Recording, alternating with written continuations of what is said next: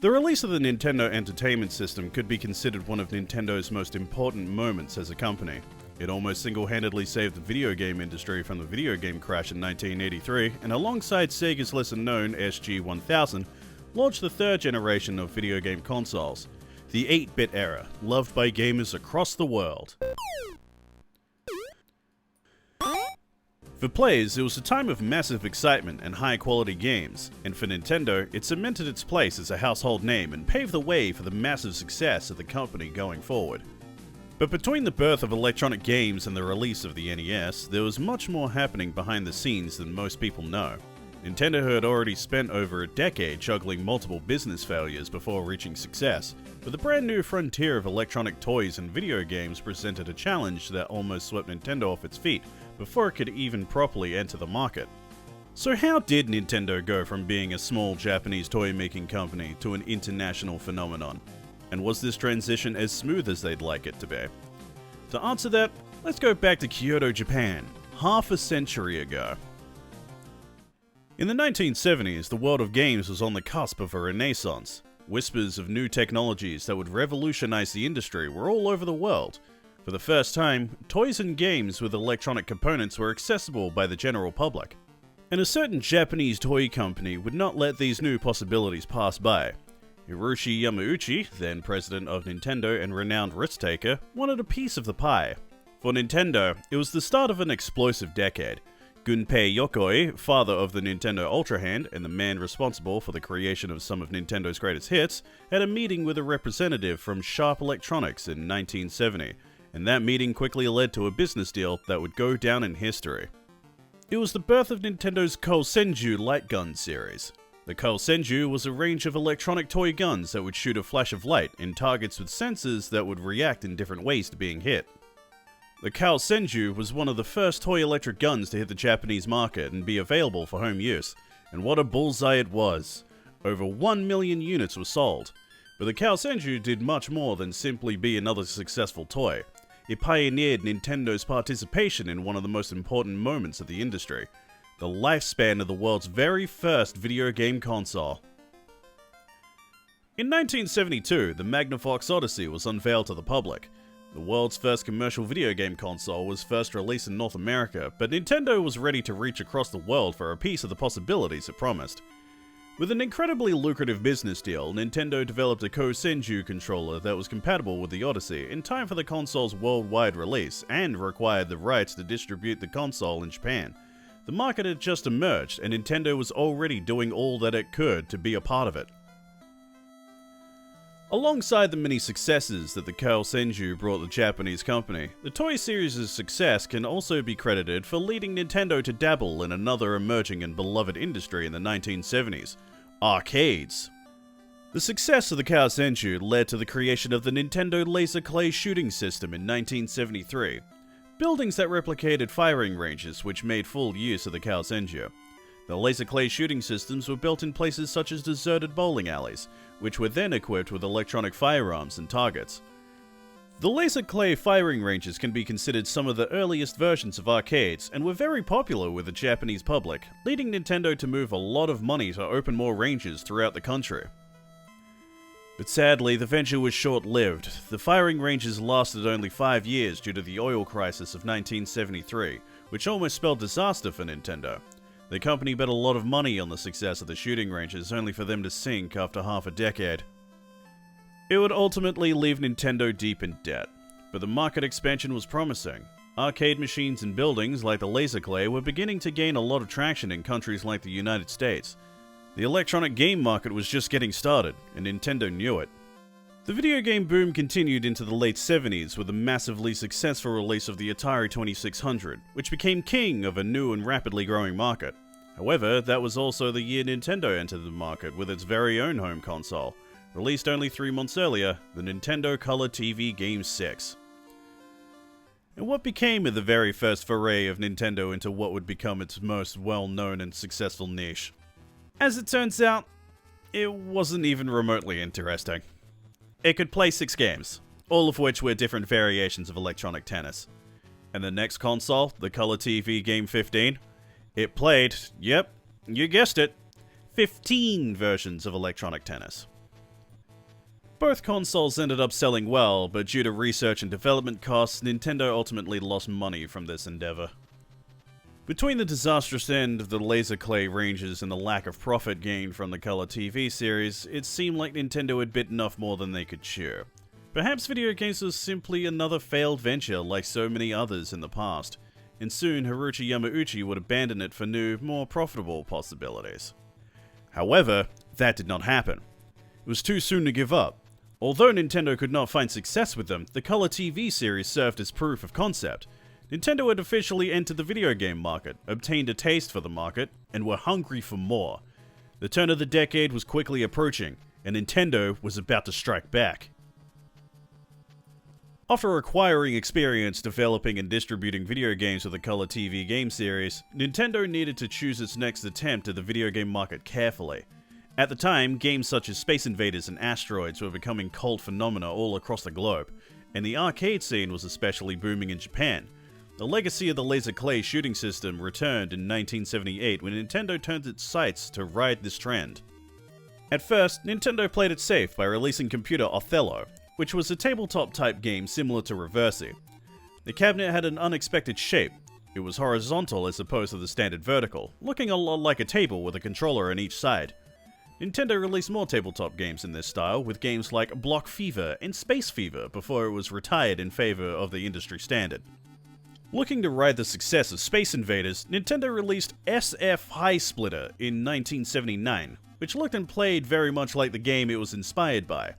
Minor hits such as Sheriff and Monkey Magic followed the same year, and the course was set for video games to become one of Nintendo's more ambitious ventures. Radar Scope was released in 1979, and despite being another title that was very much similar to Space Invaders, it was a massive success. Things were looking up. It was around this time that Nintendo's research and development department was split in two, and Gunpei Yokoi himself was put in charge of one of them. Their job? To develop video games, of course. At this stage, Hiroshi Yamauchi knew that it was time for his company to take another bold step, and established a Nintendo division in North America.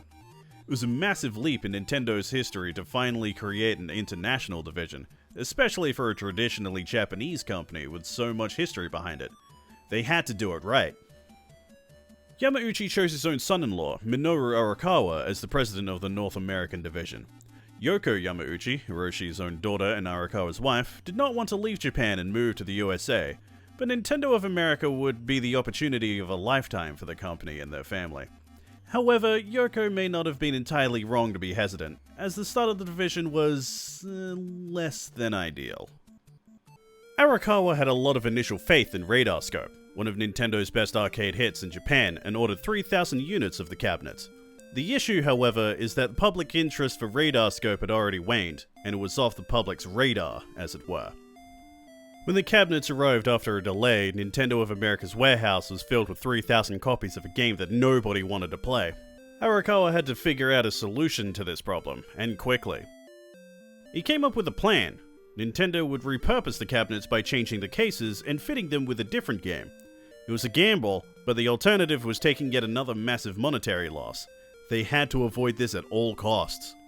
Nintendo of Japan tasked an assistant in Radar Scope's art production with developing a new game for these useless cabinets. The young developer was a first-time designer, which is already a stressful position to be in, but he was also tasked with turning a bombastic failure into a success. He worked on the project as lead designer under the supervision of Gunpei Yokoi himself. And after a few months, the project was completed. The new game was released in 1981, and it was an absolutely massive success, the likes of which would go on to rival Pac-Man.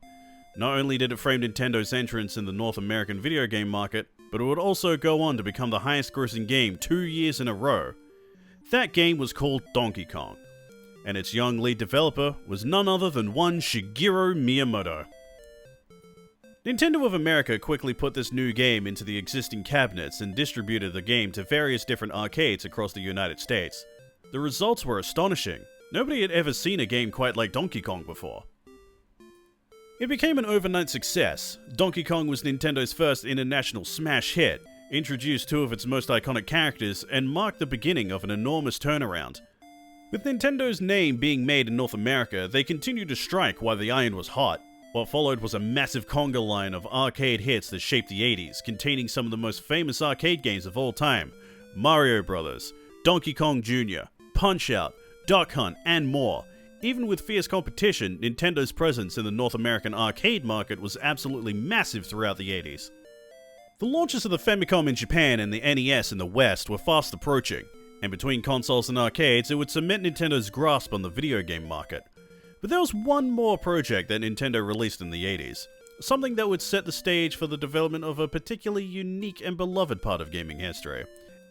A few years prior, in 1979, Gunpei Yokoi was travelling on a bullet train when he saw a bored businessman entertaining himself with a pocket calculator, much like how Hiroshi Yamauchi once saw Yokoi himself killing time by fiddling with his own invention. Yokoi had a stroke of inspiration from watching someone else. Could he create a video game that would fit in the palm of his hand?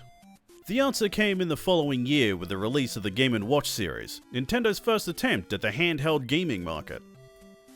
The Game & Watch games were relatively simple, with most of the challenge coming from increasing speed, but the concept proved to be popular. Made with extremely simple animations and small LCD screens, these first electronic handheld games were relatively easy to distribute, and had wide appeal, paving the way for the future of handheld gaming. Even so, development was tricky and expensive since the technology was still very new. The Game & Watch series did not have interchangeable cartridges, and each console would only play the game they came with, although most of them did have Game A and Game B options, simply being variations of the same core game. But that didn't mean the Game & Watch series wouldn't evolve. It became more complex and ambitious with each iteration, and Nintendo produced and distributed the Game & Watch to increasing success over its lifespan. Over 10 series were released in the 80s alone, each with its own game catalog and distinctive designs such as multiple screens, foldable exteriors, and even multiple controllers for a special Donkey Kong 3 version. The Game & Watch was not the first example of a handheld game, but it was the only one at the time to find significant commercial success. In previous years, games such as Auto Race by Mattel and the Microvision handheld system paved the way for the popularization of handheld consoles and the use of LCD technology, but ended up as a commercial failure, whereas Nintendo's product flourished. With a lack of competition, Nintendo's Game & Watch series allowed the company to secure a dominant market share. Not only did the Game & Watch come in all shapes and sizes, but they contained recreations of some of the already established and beloved arcade hits such as Donkey Kong and Mario Brothers. It was a powerful combination. Nintendo continued to make new Game & Watch iterations until 1991, 2 years after they had launched the Game Boy, and despite its legacy being overshadowed by it, the Game & Watch series was a success. And Nintendo is not a company that forgets its history. The Game & Watch games often saw re-releases on the Game Boy and Game Boy Advance hardware through the Game & Watch Gallery series, which replaced the generic characters with Nintendo's mascots. The vertical multi-screen series of the Game & Watch was even the inspiration for the classic Nintendo DS design over 20 years later. The Smash arcade hits and the Game & Watch series were the main supports for Nintendo's international presence until 1983. When a certain history-making console was finally released. But that story is one that will have to be told another day, in another video.